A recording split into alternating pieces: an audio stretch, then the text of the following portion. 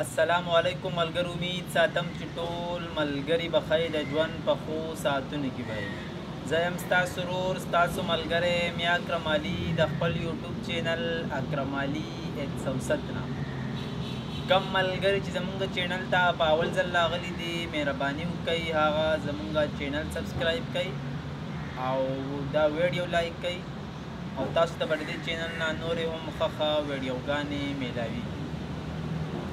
نن به مونږ خبره کوو چې آیا یو کس ځان له یوټیوب چینل جوړ کو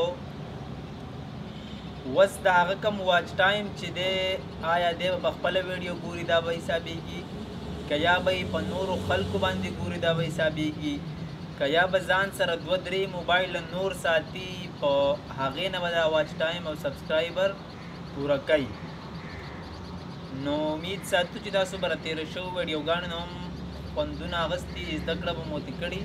که بیا هم کومو ملګرو ته مسله یي نو زمونږ نمبر باندې مونږ سره رابطه کولی شئ په وټسپ باندې. ټولو نه اول خبره راځي د ویډیو.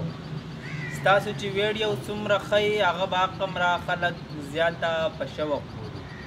خو چې هر کله ستاسو ویډیو یو کس د دریو پیرو نه سیوا وګوري نو په تاسو پسې هغه واچ ټایم نه حسابېږي. هر کله چې ستاسو یوه ویډیو یو کس د حد نه سیوا وګوري تاسو پسې هغه واچ ټایم هم نه حسابېږي ځکه چې هغه واچ ټایم چې کم دی هغه د یو جیمیل نه راشي. د یوټیوب په قوانینو کې دا دي چې ستاسو واچ ټایم د څومره زیات جیمیلو نه راشي نو هغومره به ستاسو چینل زر ترقی کوي مطلب ګرو به کوي.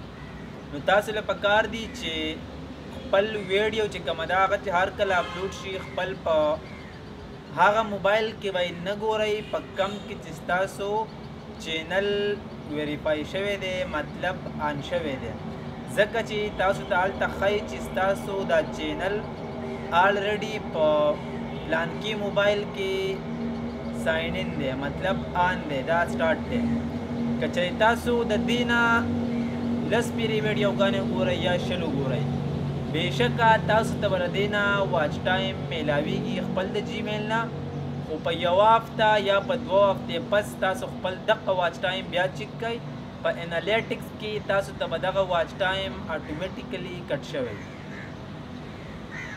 نو کوشش کوئ چې خپل ویډیو د سره وګورئ مو او بس لینکس شیر کوئ د ملګرو سره وټسپ مسنجر ایمو فیسبوک ټویټر انسټاګرام لایکي او وغیره.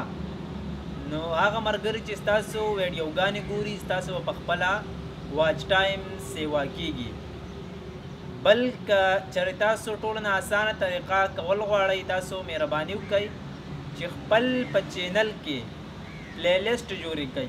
مثال په طور ستاسو په چینل کې 150 ویډیوګانې دي او ستاسو په کمی ویډیوګانې چې دي 150 په هغې کې مثال په طور 40 ویډیوګانې داسې دي چې په هغې باندې آلریډي 1500 ویوز راغلي دي خو نور کم ویوز چې دي بي هغه پې نه راځي مطلب هغې نه بره پې ویوز نه راځي.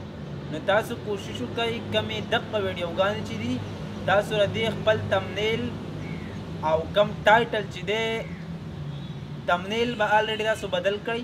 تاسو که د مخکې نه څومره ښه تمنیل هم جوړ کړئ تاسو کوشش وکئ چې د هغې نه ښه تمنیل جوړ کړئ او په خپل دقه ویډیو باندې واپس ولګوئ. بیا به ټیک ته لاړ شئ په ټایټل ټیک ډسکرپشن په دې کې به لږ کار وکئ. نو تاسو دغه کمې 40 ویډیوګانې چې دي تاسو کم از کم دې له 80 منټ ورکئ هرې ویډیو کې 2 منټه کار وکئ. نو ستاسو دا کم 80 منټ چې دي کیدای شي دا ستاسو د 40 ویډیوګانو د وجې دا 80 منټ تاسو له یا 50 غنټې واچ ټایم راکړي یا 100 راکړي. بله خبره دا ده پاتې شوې ستاسو 110 ویډیوګانې په دې کې چې دا کمې 110 ویډیوګانې دي تاسو به خپل په چینل کې پلی لیسټ جوړې کړئ. تاسو به په هر پلی لیسټ کې خپل لس ویډیوګانې سیو کړئ.